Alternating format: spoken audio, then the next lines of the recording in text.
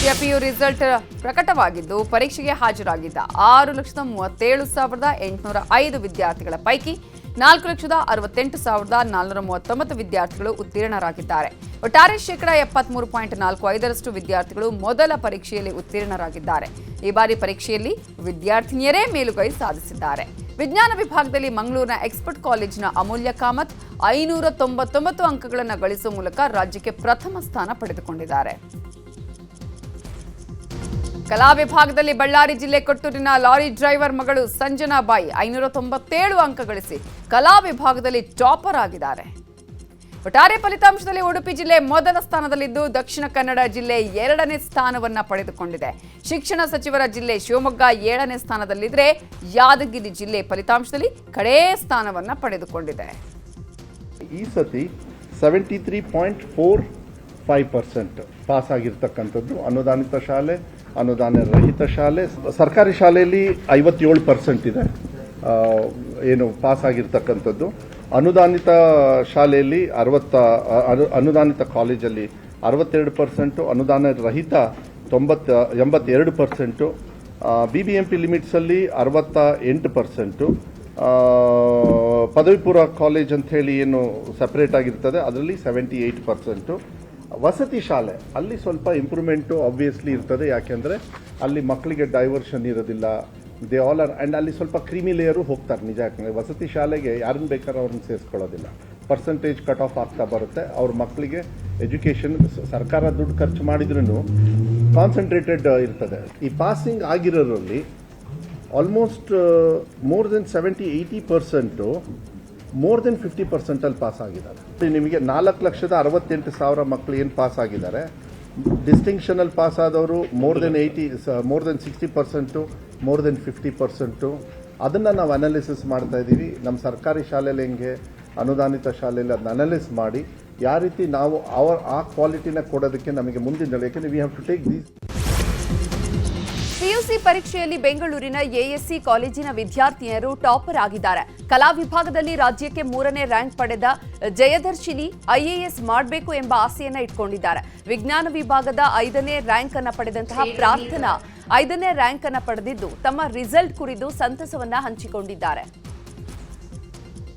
Third rank ಬಂದಿದ್ದೀನಿ. ನಮ್ಮ parents ಇಲ್ಲಾಂದರೆ ಸಾಧ್ಯವಾಗಿರಲ್ಲ. ಸೊ ತುಂಬ ಸಂತೋಷ ಆಯಿತು. ನಮ್ಮ ಪ್ರಿನ್ಸಿಪಲ್ ಸರ್, ನಮ್ಮ ಕಾಲೇಜ್ ಟೀಚರ್ಸ್, ಲೆಕ್ಚರರ್ಸ್, ಮೆಂಟರ್ಸ್ ಎಲ್ಲರಿಗೂ ತುಂಬ ಧನ್ಯವಾದಗಳು. ನಾನಿನ್ನು ಮುಂದೆ UPSC ಮಾಡಬೇಕಂತ ನನಗೆ ಆಂಬಿಷನ್ ಇದೆ. ಸೊ ಖಂಡಿತ ಮಾಡ್ತೀನಿ. ಅದು ಪೇರೆಂಟ್ಸ್ ಸಪೋರ್ಟಿಂದ ಇಷ್ಟು ದೂರ ಬಂದಿದ್ದೀನಿ. ಇನ್ನೂ ನಾನು ಅಚೀವ್ ಮಾಡಬೇಕು. ಇತ್ತ ಶಿವಮೊಗ್ಗ ಜಿಲ್ಲೆಯ ತೀರ್ಥಹಳ್ಳಿಯ ವಿದ್ಯಾರ್ಥಿ ಆರ್ ದೀಕ್ಷಾ ವಿಜ್ಞಾನ ವಿಭಾಗದಲ್ಲಿ ಟಾಪರ್ ಆಗಿದ್ದಾರೆ. ವಾಗ್ದೇವಿ ಶಿಕ್ಷಣ ಸಂಸ್ಥೆಯ ದ್ವಿತೀಯ PUC ವಿದ್ಯಾರ್ಥಿನಿ 600 ಅಂಕಗಳಿಗೆ 599 ಅಂಕವನ್ನು ಪಡೆಯುವ ಮೂಲಕ ರಾಜ್ಯಕ್ಕೆ ಪ್ರಥಮ ಸ್ಥಾನವನ್ನು ಪಡೆದಿದ್ದಾರೆ. ಕಾಲೇಜು ಹಾಗೂ ಮನೆಯಲ್ಲಿ ಕೇಕ್ ಕಟ್ ಮಾಡಿ ಸಂಭ್ರಮಿಸಲಾಯಿತು. ನನಗೇನು ಹೇಳೋಕ್ಕೆ ಆಗ್ತಿಲ್ಲ ಸರ್. ಇಂಥ ಬಾಯಿ ಬರ್ತಿದೆ, ತುಂಬ ಖುಷಿ ಆಗ್ತಿದೆ ನನಗೆ. ನಮ್ಮ ಕಾಲೇಜವರು, ನಮ್ಮ ಪೇರೆಂಟ್ಸು, ನನ್ನ ಫ್ರೆಂಡ್ಸು ಎಲ್ಲ ತುಂಬ ಸಪೋರ್ಟ್ ಮಾಡಿದ್ದಾರೆ. ನಾನು ಹಾಗೆ ಬೇರೆ ಏನೋ ಟ್ಯೂಷನ್ ಅಂತ ತಗೊಂಡಿಲ್ಲ ಸರ್. ನಮ್ಮ ಕಾಲೇಜವರು ತುಂಬ ಎಲ್ಲದೂ ಬೇಕಾಗಿದ್ದೆಲ್ಲ ಕೊಡ್ತಿದ್ರು. ಆಮೇಲೆ ನಮ್ಮ ಸೆಲ್ಫ್ ಸ್ಟಡಿನೂ ಸ್ವಲ್ಪ ಇತ್ತು ಸರ್. ನನಗೇನು ಹೇಳೋಕ್ಕೆ. ಇತ್ತ ಹುಬ್ಬಳ್ಳಿಯ ಗೋಪನಕೊಪ್ಪದ ಸರ್ಕಾರಿ PU ಕಾಲೇಜಿನ ವಿದ್ಯಾರ್ಥಿನಿ ನಾಗವೇಣಿ ರಾಜ್ಯಕ್ಕೆ 5ನೇ ರ್ಯಾಂಕ್ ಪಡೆದಿದ್ದಾರೆ. ಕೂಲಿಕಾರರ ಮಗಳಿಗೆ PUC ಕಲಾ ವಿಭಾಗದಲ್ಲಿ 5ನೇ ರ್ಯಾಂಕ್ ಪಡೆದಿದ್ದು ಈ ಬಗ್ಗೆ ಸಂತಸ ಹಂಚಿಕೊಂಡಿದ್ದಾರೆ. ಭಾಳ ಖುಷಿ ಇದೆ ಸರ್. ಕರ್ನಾಟಕ ರಾಜ್ಯಕ್ಕೆ 5th ರ್ಯಾಂಕ್ ಬಂದಿದ್ದೀನಿ ಅಂತ. ಓದಿದ್ದು ನನಗೆ ಪರಿಶ್ರಮದ ಫಲ ನನಗೆ ಸಿಕ್ಕಿದೆ. ನಿರೀಕ್ಷೆ ಇದ್ದಿದ್ದು ಫಸ್ಟ್ ರ್ಯಾಂಕ್ ಅಂತ ನನಗೆ ಆಸೆ ಇತ್ತು. ನನಗೆ ಗೊತ್ತಿತ್ತು ನಂದು 100 ಆಗುತ್ತೆ ಅಂತ ಗೊತ್ತಿತ್ತು. ಆದರೂ ಸಹ ಕೆಲವೊಂದು ಸಬ್ಜೆಕ್ಟ್ ಒಳಗೆ ಒಂದೊಂದು ಮಾರ್ಕಸ್ ಹೋಗಿದ್ದೇವೆ. ನಮ್ಮ ತಂದೆಯವರು ಹ್ಯಾಂಡಿಕ್ಯಾಪ್ ಇದ್ದಾರೆ. ಅವರು ಕೂಲಿ ಕೆಲಸ ಮಾಡ್ತಾರೆ ಹೆಲ್ಪರ್ ಆಗಿ. ನಮ್ಮ ತಾಯಿಯವರು ಮೊದಲು ಮನೆ ಕೆಲಸಕ್ಕೆ ಹೋಗ್ತಿದ್ರು, ಈಗ ಹೌಸ್ ವೈಫ್ ಇದ್ದಾರೆ ಅವರು. ನಾನು ಫುಲ್ ಸ್ಕಾಲರ್ಶಿಪ್ ಮೇಲೆ ಸ್ಟಡಿ ಮಾಡಿದ್ದು. ನನಗೆ 7th ಇಂದ ಸ್ಕಾಲರ್ಶಿಪ್ ಬರ್ತಾಯಿತ್ತು. ಕಾಲೇಜ್ ಒಳಗೆ ಎಲ್ಲ ಲೆಕ್ಚರ್ಸ್ ಆಗಲಿ, ಪ್ರಿನ್ಸಿಪಾಲ್ ಆಗಲಿ ಎಲ್ಲರೂ ಭಾಳ ಸಪೋರ್ಟ್ ಮಾಡ್ತಿದ್ರು. ಇತ್ತ ಕೋಲಾರದಲ್ಲಿ ವಾಣಿಜ್ಯ ವಿಭಾಗದ ಅರ್ಚಕನ ಮಗಳು ಭಾರ್ಗವಿ ರಾಜ್ಯಕ್ಕೆ 3ನೇ ಸ್ಥಾನ ಪಡೆದಿದ್ದಾರೆ. ಭಾಸ್ಕರ್ ಶಾಸ್ತ್ರಿ ಹಾಗೂ ಸಂಗೀತ ದಂಪತಿಗಳ ಪುತ್ರಿ ಭಾರ್ಗವಿ ಸಾಧನೆಗೆ ಜಿಲ್ಲೆಯಲ್ಲಿ ಮೆಚ್ಚುಗೆ ವ್ಯಕ್ತವಾಗಿದೆ.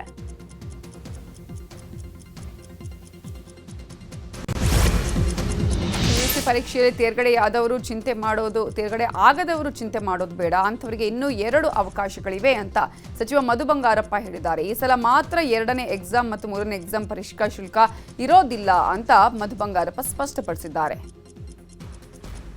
ಕೆಲವರು ಮಕ್ಕಳಿಗೆ ತಮ್ಮ ಮೂಲಕ ನಾನು ಹೇಳಲಿಕ್ಕೆ ಇಷ್ಟಪಡ್ತೀನಿ, ಅವಕಾಶ 2, ಅವಕಾಶ 3ನೇದು ಏನೇನಿದೆ ಅದಿನ್ನೂ ಪ್ರೋಸೆಸ್ ಕಂಪ್ಲೀಟ್ ಆಗೋವರೆಗೂ ಯಾವುದೇ ಕಾರಣಕ್ಕೂ ಫೇಲ್ಡ್ ಅಂತ ನಾವು ಹೇಳೋದಕ್ಕಾಗೋದಿಲ್ಲ. 3rd ಎಕ್ಸಾಮ್ ಆದಮೇಲೆ ಮಾತ್ರ ಯಾರು ಪಾಸ್ ಆಗಿಲ್ಲ, ಯಾರು ಪಾಸ್ ಆಗಿದ್ದಾರೆ, ಯಾರು ಪಾಸ್ ಆದ್ರೂ ಕೆಲವರು ಜಾಸ್ತಿ ಇಂಪ್ರೂವ್ಮೆಂಟ್ಗೂ ಕೂಡ ಅವರಿಗೆ ಅವಕಾಶಗಳನ್ನು ಕೊಡ್ತಕ್ಕಂಥದ್ದು. ಡೇಟನ್ನು 2ನೇ ಎಕ್ಸಾಮು 3ನೇ ಎಕ್ಸಾಮ್ ಯಾಕೆ ನಾವು ಇವಾಗಲೇ ಕೊಟ್ವಿ ಅಂದರೆ ಅವ್ರು ಯಾವಾಗ ಬೇಕಾದ್ರೆ ಎಕ್ಸಾಮ್ ತೊಗೋಬೋದು. ಶುಲ್ಕನ ಈ ಸತಿ ವೆಬ್ಕಾಸ್ಟಿಂಗ್ ಮಾಡಿರೋದ್ರಿಂದ ಈ ಸತಿ ಮಾತ್ರ, ಮುಂದಿನ ವರ್ಷಕ್ಕಲ್ಲ, ಈ ಸತಿ ಮಾತ್ರ 2ನೇ ಎಕ್ಸಾಮಿಗೆ ಮತ್ತು 3ನೇ ಎಕ್ಸಾಮಿಗೆ ಯಾವುದೇ ಥರದ ಶುಲ್ಕ ನಾವು ಎಕ್ಸಾಮಿನೇಷನ್ ಫೀಸ್ನ ತಗೊಳ್ಳೋದಿಲ್ಲ. ಅದಕ್ಕೆ ಮಕ್ಕಳಿಗೆ ದಯವಿಟ್ಟು ನಿಮಗೆ ಯಾವುದೇ ಥರದ ಫೀಸ್ ಇರೋದಿಲ್ಲ. ದಯವಿಟ್ಟು ಹೋಗಿ 2ನೇ ಎಕ್ಸಾಮು 3ನೇ ಎಕ್ಸಾಮು ನಿಮಗೆ ಯಾವ್ದು ಅನುಕೂಲ ಆಗುತ್ತೆ ದಯವಿಟ್ಟು ತಗೊಳ್ಳಿ. ನೀವು 6 ಸಬ್ಜೆಕ್ಟಲ್ಲಿ 2 ಸಬ್ಜೆಕ್ಟ್ ಫೇಲ್ ಆಗಿದ್ದರೆ, ಇಲ್ಲಾಂದರೆ ಇನ್ನೂ ಇಂಪ್ರೂವ್ ಮಾಡ್ಕೋಬೇಕಂದ್ರೆ ಬರೀ ಅವೆರಡೇ ತಗೊಳ್ಳಿ. ಇನ್ನು 10 ದಿವಸ 15 ದಿವಸ 20 ದಿವಸ 1 ತಿಂಗಳಿಗೆ ನಿಮಗೆ 2ನೇ 3ನೇ ಎಕ್ಸಾಮ್ವರೆಗೂ ಇದೆ. ಮತ್ತೆ ಎಕ್ಸಾಮ್ನ ತಗೊಂಡು ನೀವು ಪಾಸ್ ಆಗಲಿಕ್ಕೆ ನಿಮಗೆ ದ್ವಿತೀಯ ಪಿಯುಸಿಯಲ್ಲಿ ಪಾಸಾದ ವಿದ್ಯಾರ್ಥಿಗಳಿಗೆ ಮುಖ್ಯಮಂತ್ರಿ ಸಿದ್ದರಾಮಯ್ಯ ಅಭಿನಂದನೆ ಸಲ್ಲಿಸಿದ್ದಾರೆ. ಸಾಮಾಜಿಕ ಜಾಲತಾಣ ಎಕ್ಸ್ನಲ್ಲಿ ಪೋಸ್ಟ್ ಮಾಡಿರುವ ಅವರು, ಎಲ್ಆರ್, ಸಂಜನಾಬಾಯಿ, ಅಮೂಲ್ಯ ಕಾಮತ್, ದೀಕ್ಷಾ ಆರ್ ಹಾಗೂ ದೀಪಶ್ರೀ ಈ 4 ಹೆಣ್ಣು ಮಕ್ಕಳಿಗೆ ಹೃದಯಪೂರ್ವಕ ಅಭಿನಂದನೆಗಳು. ನಿಮ್ಮ ಸಾಧನೆ ಇತರರಿಗೆ ಸ್ಫೂರ್ತಿಯಾಗಲಿ ಎಂದಿದ್ದಾರೆ. ಇನ್ನು ಪರೀಕ್ಷೆಯಲ್ಲಿ ಅನುತ್ತೀರ್ಣರಾದಂತಹ ಮಕ್ಕಳು ಆತಂಕಕ್ಕೆ ಒಳಗಾಗಿ ದುಡುಕಿನ ನಿರ್ಧಾರವನ್ನು ತೆಗೆದುಕೊಳ್ಳುವುದು ಬೇಡ ಅಂತ ಪೋಸ್ಟ್ ಮಾಡಿದ್ದಾರೆ.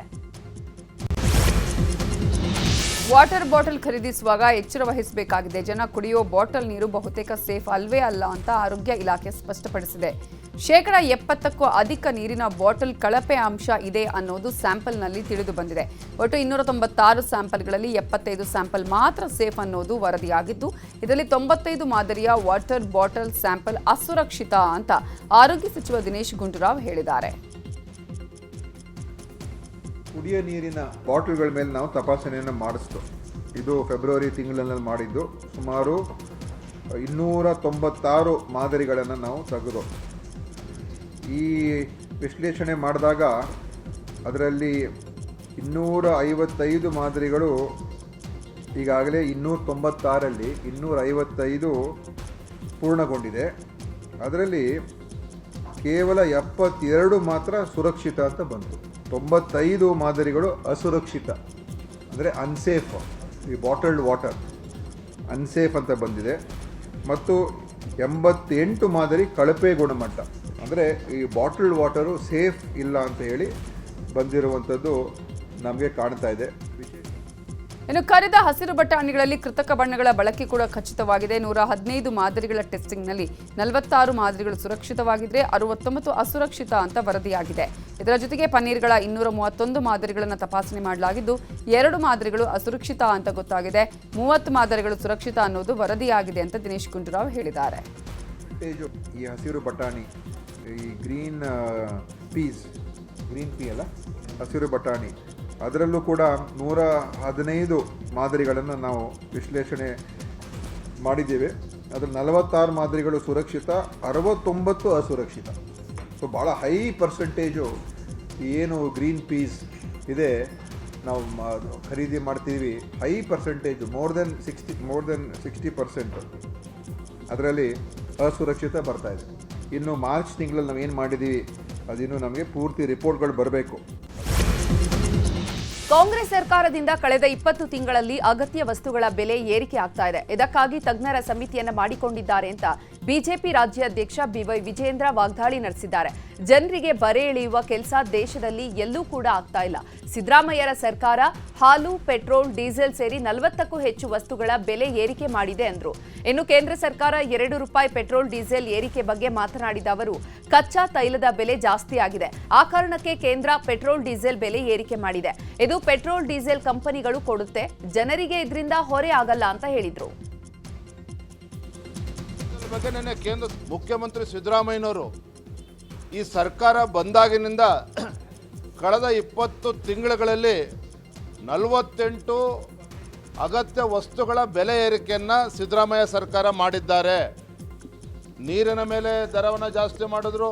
ಇವತ್ತು ಅದೇ ರೀತಿ ಇವತ್ತು ಕಸದ ಮೇಲೂ ಕೂಡ ಇವತ್ತು ಟ್ಯಾಕ್ಸನ್ನು ಹಾಕ್ತಕ್ಕಂಥ ಕೆಲಸ ಮಾಡಿದ್ದಾರೆ. ಹಾಲಿನ ಮೇಲೆ 9 ರೂಪಾಯಿ ಜಾಸ್ತಿ ಆಗಿದೆ. ಇದೇ ಸಿದ್ದರಾಮಯ್ಯ ಸರ್ಕಾರ ಬಂದ ಮೇಲೆ ಪೆಟ್ರೋಲ್ ಡೀಸೆಲ್ ಮೇಲೂ ಕೂಡ 7.5 ರೂಪಾಯಿ ಇವತ್ತು ಟ್ಯಾಕ್ಸನ್ನು ಜಾಸ್ತಿ ಮಾಡಿದ್ದಾರೆ.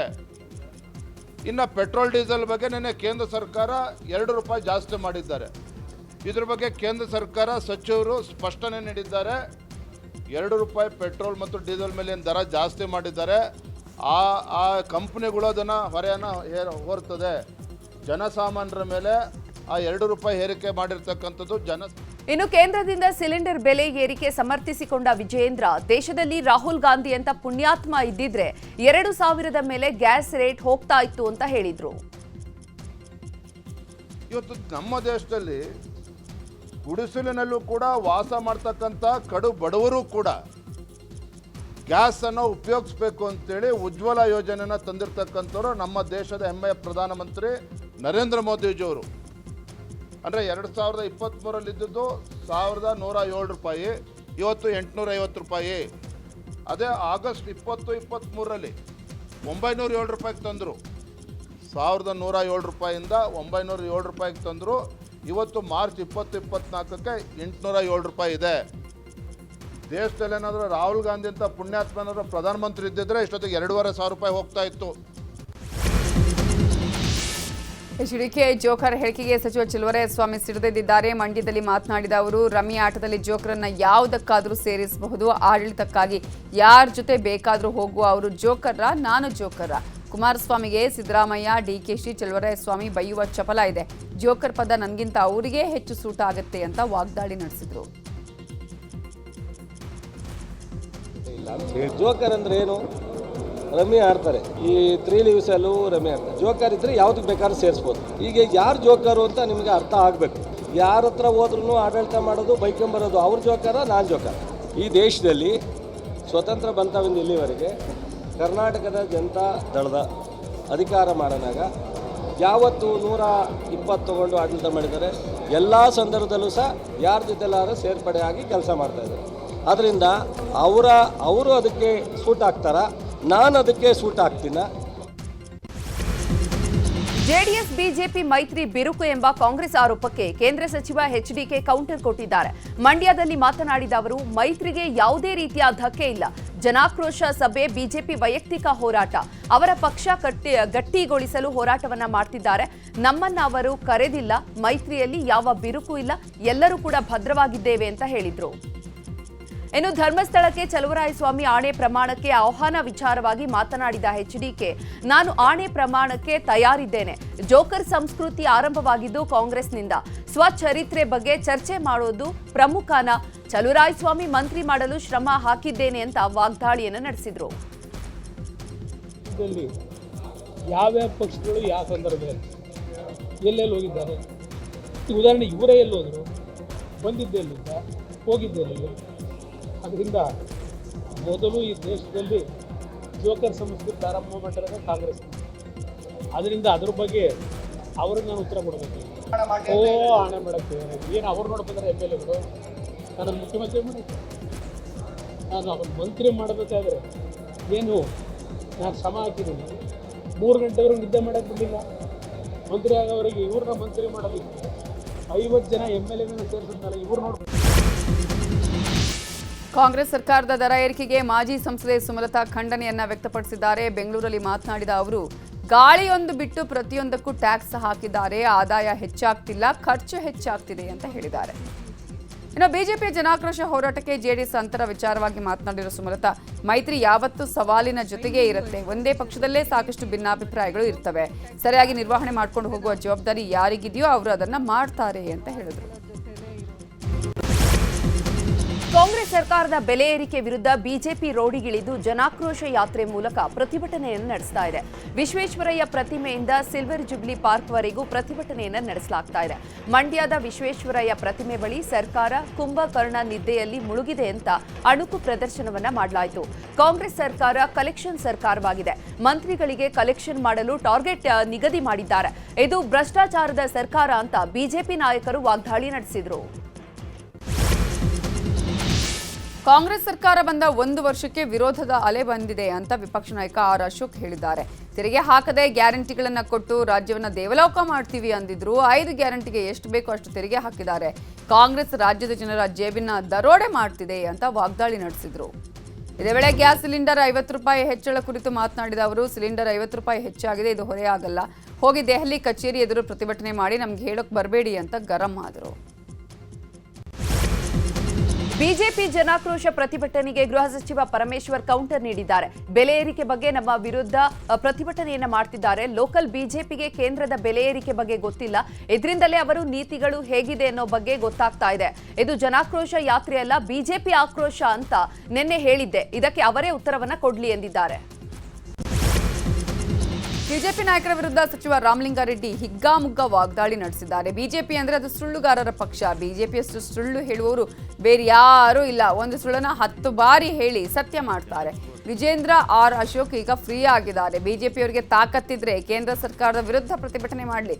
ರಾಜ್ಯದಿಂದ ಕೇಂದ್ರ ಮಂತ್ರಿ ಆದವರು ರಾಜ್ಯದ ಪರ ಹೋರಾಟ ಮಾಡಲ್ಲ ಅಂತ ಹೇಳಿದರು. ಬೆಲೆ ಏರಿಕೆ ವಿರುದ್ಧ ಬಿಜೆಪಿ ಹೋರಾಟಕ್ಕೆ ಎಂಬಿಪಿ ವ್ಯಂಗ್ಯವಾಡಿದ್ದಾರೆ. ಬೆಂಗಳೂರಿನಲ್ಲಿ ಮಾತನಾಡಿದ ಅವರು, ಪೆಟ್ರೋಲ್ ಡೀಸೆಲ್ ಬೆಲೆ ಏರಿಸಿದ್ದಾರೆ. ಗ್ಯಾಸ್ ಸಿಲಿಂಡರ್ ಬೆಲೆ 50 ರೂಪಾಯಿ ಹೆಚ್ಚಿಸಿದ್ದಾರೆ. ಅಶೋಕ್ ಹಾಗೂ ವಿಜೇಂದ್ರ ಹೋಗಿ ಪ್ರಧಾನಿಯವರ ಮುಂದೆ ಪ್ರತಿಭಟನೆಯನ್ನ ಮಾಡಲಿ. ಬಿಜೆಪಿ ವಿರುದ್ಧ ಸಚಿವ ಎಂಬಿ ಪಾಟೀಲ್ ಈ ರೀತಿಯಾಗಿ ಆಕ್ರೋಶ ವ್ಯಕ್ತಪಡಿಸಿದರು. ಬೆಲೆ ಏರಿಕೆ ವಿಚಾರವಾಗಿ ಬಿಜೆಪಿ ಜನಾಂದೋಲನ ಯಾತ್ರೆ ಮಾಡ್ತಾ ಇದೆ. ಈ ಬಗ್ಗೆ ಹಾವೇರಿಯಲ್ಲಿ ಮಾತನಾಡಿರುವ ಸಚಿವ ಶಿವಾನಂದ ಪಾಟೀಲ್, ಕೇಂದ್ರ ಸರ್ಕಾರ ಪೆಟ್ರೋಲ್ ಡೀಸೆಲ್ ಸಿಲಿಂಡರ್ ಬೆಲೆ ಏರಿಕೆ ಮಾಡಿದೆ. ಕೇಂದ್ರದ ವಿರುದ್ಧ ಬಿಜೆಪಿ ಹೋರಾಟ ಮಾಡಿದ್ರೆ ತಪ್ಪೇನು? ದೆಹಲಿಯಲ್ಲಿ ಎಂಎಸ್ಪಿಗಾಗಿ ರೈತರು 180ಕ್ಕೂ ಅಧಿಕ ದಿನ ಪ್ರತಿಭಟನೆ ಮಾಡಿದ್ರು. ಪ್ರಧಾನಿಯವರು ಕ್ಯಾರೆ ಅನ್ನಲಿಲ್ಲ. ಭದ್ರಾ ಯೋಜನೆಗೆ 5,000 ಕೋಟಿ ಕೊಡ್ತೀನಿ ಅಂತ ಪ್ರಧಾನಿ ಹೇಳಿದ್ರು, ಆದರೆ ಕೊಡಲಿಲ್ಲ. ಈ ಬಗ್ಗೆ ಯಾಕೆ ರಾಜ್ಯದ ಸಂಸದರು ಮಾತಾಡ್ತಿಲ್ಲ ಅಂತ ಪ್ರಶ್ನೆ ಮಾಡಿದ್ದಾರೆ. ಬಿಜೆಪಿ ಜನಾಕ್ರೋಶಕ್ಕೆ ಕಾಂಗ್ರೆಸ್ ಕೌಂಟರ್ ನೀಡಿದೆ. ಪೆಟ್ರೋಲ್ ಡೀಸೆಲ್ ಗ್ಯಾಸ್ ಬೆಲೆ ಏರಿಕೆ ವಿರೋಧಿಸಿ ಬೆಂಗಳೂರಿನ ಫ್ರೀಡಂ ಪಾರ್ಕ್ನಲ್ಲಿ ಯುವ ಕಾಂಗ್ರೆಸ್ ಕಾರ್ಯಕರ್ತರು ಪ್ರತಿಭಟನೆಯನ್ನು ನಡೆಸಿದರು. ಇನ್ನು ಗ್ಯಾಸ್ ಬೆಲೆ 50 ರೂಪಾಯಿ ಏರಿಕೆಯನ್ನು ವಿರೋಧಿಸಿ ಮೈಸೂರಿನಲ್ಲಿ ಕಾಂಗ್ರೆಸ್ ಪ್ರತಿಭಟನೆಯನ್ನು ನಡೆಸಿದೆ. ಕೇಂದ್ರ ಸರ್ಕಾರದ ವಿರುದ್ಧ ಧಿಕ್ಕಾರ ಕೂಗಿ ಪ್ರತಿಭಟನಾಕಾರರು ಆಕ್ರೋಶ ಹೊರಹಾಕಿದ್ರು. ರಾಜ್ಯ ಸರ್ಕಾರದಿಂದ ಅಗತ್ಯ ವಸ್ತುಗಳ ಬೆಲೆ ಏರಿಕೆ ಖಂಡಿಸಿ ಕೋಲಾರದಲ್ಲಿ ರೈತ ಸಂಘಟನೆಗಳು ವಿನೂತನವಾಗಿ ಪ್ರತಿಭಟನೆ ನಡೆಸಿವೆ. ನಿತ್ಯ ಬಳಕೆಯ ವಸ್ತುಗಳ ದರ ಏರಿಕೆಯಿಂದ ಸಾರ್ವಜನಿಕರ ಜೇಬಿಗೆ ಸರ್ಕಾರ ಕತ್ತರಿ ಹಾಕ್ತಿದೆ ಅಂತ ಕೈಯಲ್ಲಿ ತೆಂಗಿನ ಚಿಪ್ಪು ಓಲೆ ಹಿಡಿದು ಘೋಷಣೆ ಕೂಗಿದ್ರು. ಗುಜರಾತ್ನ ಅಹಮದಾಬಾದ್ನ ಎಐಸಿಸಿ ಕಾರ್ಯಕಾರಿಣಿ ಸಭೆ ನಡೀತಾ ಇದೆ. ಇಂದು ನಾಳೆ ಎಐಸಿಸಿ ಸಮಾವೇಶ ನಡೀತಾ ಇದ್ದು, ಸಮಾವೇಶದಲ್ಲಿ ದೇಶದ ಎಲ್ಲಾ ರಾಜ್ಯದ ಪ್ರಮುಖ ಕಾಂಗ್ರೆಸ್ ನಾಯಕರು ಭಾಗಿಯಾಗಿದ್ದಾರೆ. ಕರ್ನಾಟಕದಿಂದ ಸಿಎಂ ಸಿದ್ದರಾಮಯ್ಯ, ಡಿಸಿಎಂ ಡಿಕೆಶಿ, ಸಚಿವ ಕೆಜೆ ಜಾರ್ಜ್, ಮಾಜಿ ಮುಖ್ಯಮಂತ್ರಿ ವೀರಪ್ಪ ಮೊಯ್ಲಿ ಸೇರಿದಂತೆ ಹಲವರು ಪಾಲ್ಗೊಂಡಿದ್ದಾರೆ. ವಿಧಾನಸೌಧ ಪ್ರವೇಶಿಸುವವರಿಗೆ ಪ್ರವೇಶ ಶುಲ್ಕ ನಿಗದಿ ಮಾಡಲು ಸರ್ಕಾರ ನಿರ್ಧರಿಸಿದೆ. ಸಾರ್ವತ್ರಿಕ ರಜಾ ದಿನಗಳಲ್ಲಿ ಗೈಡ್ ಟೂರ್ ಮಾಡಲು ಕಾಂಗ್ರೆಸ್ ಸರ್ಕಾರ ನಿರ್ಧರಿಸಿದೆ. ಪ್ರವಾಸೋದ್ಯಮ ಹೆಸರಿನಲ್ಲಿ ಶುಲ್ಕ ವಸೂಲಿ ಮಾಡಲು ತೀರ್ಮಾನಿಸಲಾಗಿದ್ದು, ಇದಕ್ಕೆ ಆಕ್ರೋಶ ವ್ಯಕ್ತವಾಗಿದೆ. ಚಿತ್ರದುರ್ಗ ರೇಣುಕಾಸ್ವಾಮಿ ಕೊಲೆ ಪ್ರಕರಣಕ್ಕೆ ಸಂಬಂಧಪಟ್ಟಂತೆ ಇಂದು 57ನೇ ಸಿಸಿಎಚ್ ಕೋರ್ಟ್ನಲ್ಲಿ ವಿಚಾರಣೆ ನಡೆಯಿತು. ಕೊಲೆ ಕೇಸ್ನ 17 ಆರೋಪಿಗಳ ಪೈಕಿ 16 ಆರೋಪಿಗಳು ಕೋರ್ಟ್ಗೆ ಹಾಜರಾಗಿದ್ರು.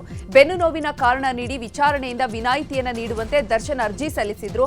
ಇಂದಿನ ವಿಚಾರಣೆಗೆ ವಿನಾಯಿತಿಯನ್ನು ನೀಡಿದ ಕೋರ್ಟ್ ಮುಂದಿನ ವಿಚಾರಣೆಗೆ ಹಾಜರಾಗುವಂತೆ ಸೂಚಿಸಿದೆ. ಪ್ರಕರಣದ ವಿಚಾರಣೆಯನ್ನು ಮೇ 20ಕ್ಕೆ ಮುಂದೂಡಲಾಗಿದೆ.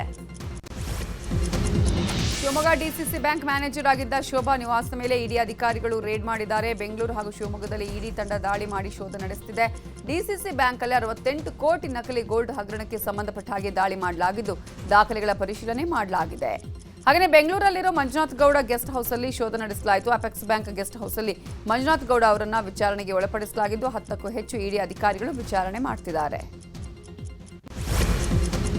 ಪೆಟ್ರೋಲ್ ಡೀಸೆಲ್ ಟೋಲ್ ದರ ಏರಿಕೆ ಬೆನ್ನಲ್ಲೇ ಶೀಘ್ರದಲ್ಲೇ ಖಾಸಗಿ ಬಸ್ ಟಿಕೆಟ್ ದರ ಕೂಡ ಏರಿಕೆಯಾಗೋ ಸಾಧ್ಯತೆ ಇದೆ. ಈ ಕುರಿತು ಖಾಸಗಿ ಬಸ್ ಮಾಲೀಕರ ಒಕ್ಕೂಟದ ಅಧ್ಯಕ್ಷ ಸುರೇಶ್ ನಾಯಕ್ ಮಾಹಿತಿಯನ್ನು ನೀಡಿದ್ದಾರೆ. ಪ್ರತಿ ಸ್ಟೇಜ್ಗೆ 2 ರೂಪಾಯಿ ದರ ಏರಿಕೆ ಅನಿವಾರ್ಯ ಅಂತ ಖಾಸಗಿ ಬಸ್ ಮಾಲೀಕರ ಸಂಘದ ಅಧ್ಯಕ್ಷ ಎಸ್ ನಟರಾಜ್ ಶರ್ಮಾ ಹೇಳಿದ್ದಾರೆ. ನ್ಯೂಸ್ 18 ಜೊತೆ ಮಾತನಾಡಿದ ಅವರು, ಡೀಸೆಲ್ ದರ ಹೆಚ್ಚಳ ಆಗಿದೆ. ಟೈರ್ ಮತ್ತೆ ಬಸ್ನ ಬಿಡಿ ಭಾಗಗಳ ಒಂದು ಟೋಲ್ ದರ ಇರ್ಬೋದು, ಎಲ್ಲದೂ ಕೂಡ ಹೆಚ್ಚಳವಾಗಿದೆ. ಟಿಕೆಟ್ ದರ ಏರಿಕೆ ಅನಿವಾರ್ಯ ಅಂತ ಹೇಳಿದ್ದಾರೆ. ಅಕ್ಕಿ ಮೂಟೆಗಳನ್ನು ಹೊತ್ತೊಯ್ತಾ ಇದ್ದ ಲಾರಿ ಹೆದ್ದಾರಿ ರಸ್ತೆಯಲ್ಲಿ ಪಲ್ಟಿಯಾಗಿರೋ ಘಟನೆ ಬೆಂಗಳೂರು ಗ್ರಾಮಾಂತರ ಜಿಲ್ಲೆ ದೇವನಹಳ್ಳಿಯ ಅವತಿ ಬಳಿ ನಡೆದಿದೆ. ಅದೃಷ್ಟವಶಾತ್ ಲಾರಿಯಲ್ಲಿದ್ದವರು ಪ್ರಾಣಾಪಾಯದಿಂದ ಪಾರಾಗಿದ್ದು, ಆಂಧ್ರದಿಂದ ಬೆಂಗಳೂರಿಗೆ ಸಾಗಿಸುವ ವೇಳೆ ಈ ಅವಘಡ ಸಂಭವಿಸಿದೆ. ಬೆಂಗಳೂರಿನ ಗ್ರಾಮಾಂತರ ಜಿಲ್ಲೆಯ ಹೊಸಕೋಟೆಯಲ್ಲಿ ರೈಸ್ ಫಿಲ್ಲಿಂಗ್ ದಂಧೆ ನಡೆಸ್ತಾ ಇದ್ದವರಿಗೆ ಖಾಕಿ ಶಾಕ್ ನೀಡಿದೆ. ಪುರಾತನ ಕಾಲದ ತಾಮ್ರದ ವಸ್ತುಗಳನ್ನು ತೋರಿಸಿ ವಂಚನೆ ಮಾಡ್ತಾ ಇದ್ದ ವೆಲೇರಿಯನ್ ಗೋನ್ಸಾಲ್ವಿಸ್ ಎಂಬುವವರನ್ನ ಬಂಧಿಸಲಾಗಿದೆ. ಸಿಡಿಲಿನ ಶಕ್ತಿ ಭೂಮಿಯಲ್ಲಿನ ತಾಮ್ರದ ವಸ್ತುಗಳನ್ನು ಸಂಗ್ರಹಿಸುತ್ತದೆ. ಅಂತಹ ಪುರಾತನ ಕಾಲದ ತಾಮ್ರದ ವಸ್ತುಗಳು ತನ್ನಲ್ಲಿವೆ ಅಂತ ಅಯಸ್ಕಾಂತವನ್ನು ಬಳಸಿ ಅಮಾಯಕರಿಗೆ ಟೋಪಿ ಹಾಕ್ತಾ ಇದ್ದ. ಈ ಬಗ್ಗೆ ಮಾಹಿತಿ ಪಡೆದ ಪೊಲೀಸರು ಆತನನ್ನ ಅರೆಸ್ಟ್ ಮಾಡಿದ್ದಾರೆ.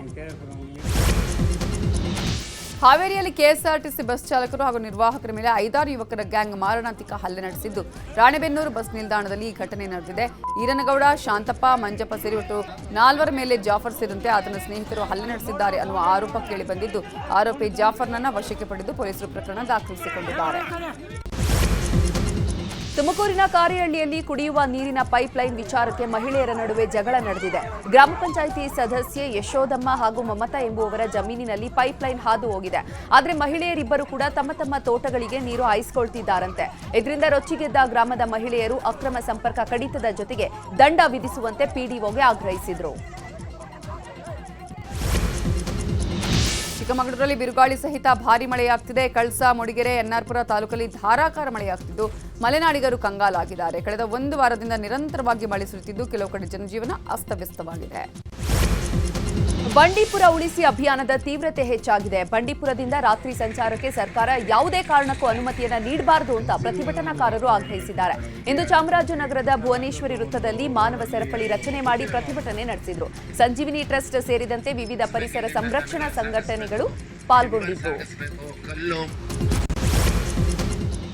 ತಮಿಳುನಾಡು ರಾಜ್ಯಪಾಲರು 10 ಮಸೂದೆಗಳನ್ನು ಕಾಯ್ದಿರಿಸಿದ ಕುರಿತು ಸುಪ್ರೀಂ ಕೋರ್ಟ್ ತರಾಟೆಗೆ ತೆಗೆದುಕೊಂಡಿದೆ. ಮಸೂದೆಗಳಿಗೆ ಅನುಮೋದನೆ ಕೊಡುವಲ್ಲಿ ತಮಿಳುನಾಡು ರಾಜ್ಯಪಾಲ RN ರವಿ ಅವರ ವಿಳಂಬ ಅಸಂವಿಧಾನಿಕ ಅಂತ ಸುಪ್ರೀಂ ಕೋರ್ಟ್ ತೀರ್ಪು ನೀಡಿದೆ. ತಮಿಳುನಾಡು ರಾಜ್ಯಪಾಲ RN ರವಿ ಅವರ ಮಸೂದೆ ಅನುಮೋದನೆ ವಿಳಂಬದ ವಿರುದ್ಧ ಸುಪ್ರೀಂ ಕೋರ್ಟ್ ಕೊಟ್ಟ ತೀರ್ಪನ್ನ ರಾಜ್ಯ ಸ್ವಾಯತ್ತತೆಗೆ ದೊರೆತ ಮಹತ್ವದ ಗೆಲುವು ಅಂತ ತಮಿಳುನಾಡು ಸಿಎಂ MK ಸ್ಟಾಲಿನ್ ಶ್ಲಾಘಿಸಿದ್ದಾರೆ.